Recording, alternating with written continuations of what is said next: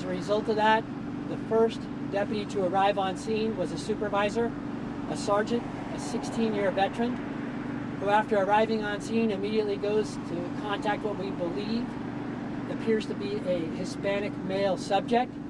And as soon as the sergeant makes contact in front of the store, immediately a firefight ensues.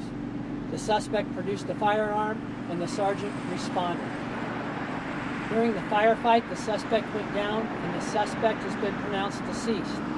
Also during the firefight, the sergeant received 2 bullets in his legs, one in the thigh and one in his foot.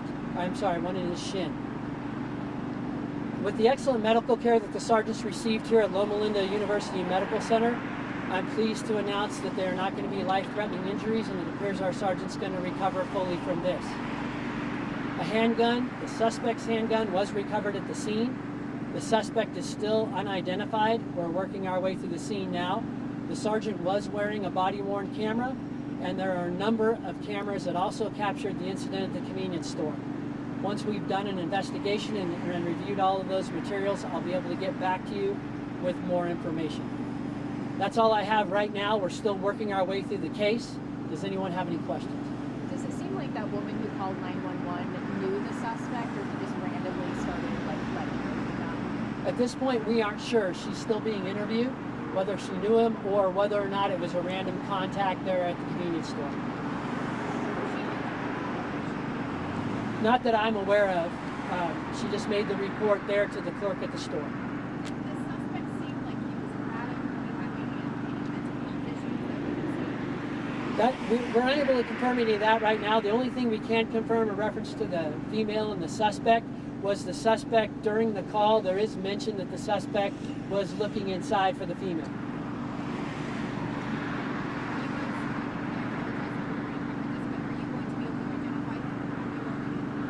We have not identified him yet. As soon as we identify him, I'm going to make sure that we release that to all of you as soon as possible. We'll identify the sergeant also. The normal course of investigations like this is once we get the preliminary information, make sure we understand who the suspect is. There's no threats towards any law enforcement personnel.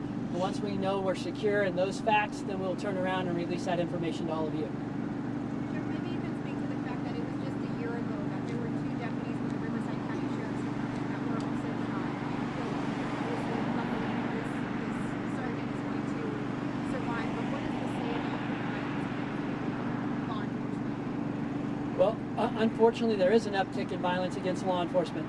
In my 31-year career, I've never seen the number of officer-involved shootings that we've had in the San Bernardino County Sheriff's Department and the Riverside Sheriff's Department. Right now, the average of officer-involved shootings I'm seeing from last November forward is almost 2 a month.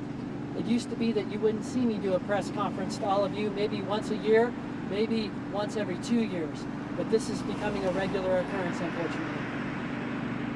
It looked like there were like 2 trucks maybe out at the scene in the road. Does it look like maybe the suspect was actually chasing that woman in a truck on the road before she ended up at the gas station, or is that unclear too? That's unclear right now. We have a vehicle description in there, but none of the vehicle descriptions in the call, the original call, were a pickup truck that I'm aware of. Any other questions? Thank you all for being here tonight. I appreciate you. Thanks for having us, sir. Absolutely. If you guys have any additional questions, you can send an email to the PIO account, and then further details will probably be released tomorrow in a press release. Thank you. Thank you.